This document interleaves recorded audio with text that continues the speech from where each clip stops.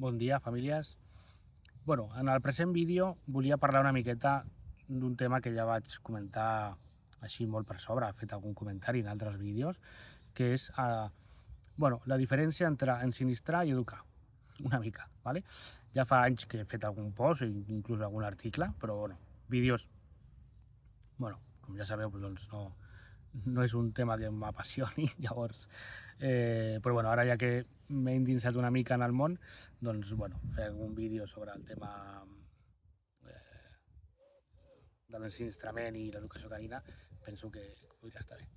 Llavors, ensinistrar vol dir una mica fer d'un altre allò que tu vols, ¿vale? Llavors, així com molt resumit, però sí que té una implicació força important d'imposar, en certa manera, voluntats, i en aquest cas la voluntat humana, sobre la voluntat del gos. Vale? Això, parlat així com molt resumit i molt per sobre, pot quedar com no? Aquest que diu, no?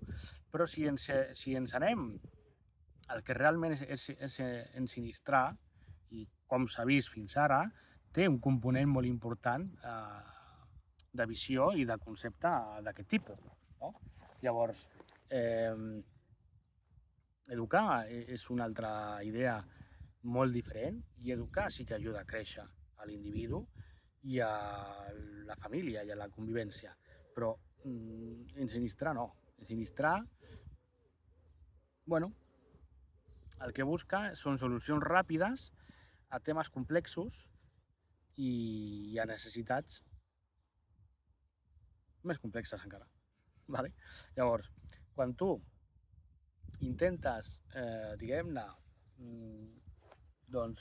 tapar un forat amb un dit, doncs al final pot ser que aquest forat, d'aquesta aigua que està sortint, busqui una altra via d'escape i surti per un altre cantó. Vale? Llavors, això és el que fa realment l'ensinistrament. Per què? Perquè té una visió molt simplista de les coses i va no a l'arrel, no va arran de la problemàtica, de la dificultat, sinó que tracta una mica la superfície. No? És com allò típic de la punta de l'iceberg i que tota la dificultat està a la part de sota, doncs és una mica això. Vale? Llavors, i no només això, sinó que té una implicació, diguem-ne, més moral, més ètica, molt pobra. Per què? Doncs perquè no permet la coneixença dels gossos a la seva profunditat. Vale? I els gossos, per sort, són éssers més complexos del que ens havíem venut i cregut fins ara, i que això implica més esforç per part nostra a l'hora de conèixer-los millor. I educació implica respectar la voluntat de l'altre, entenent les necessitats de l'altre i acompanyar-lo perquè aquelles necessitats que tingui es puguin elaborar bé i puguin tenir un bon desenvolupament.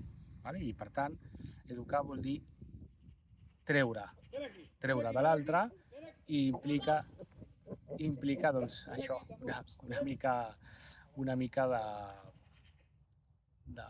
d'empatia, d'uns principis i d'una ètica que l'ensinistrament no comporta. No? I implica també un respecte cap a l'individu, un respecte a tot. No? I llavors, una mica això era el resum i el que volia una mica deixar respecte a això. Així que m'acomiado i fins la propera. Adeu.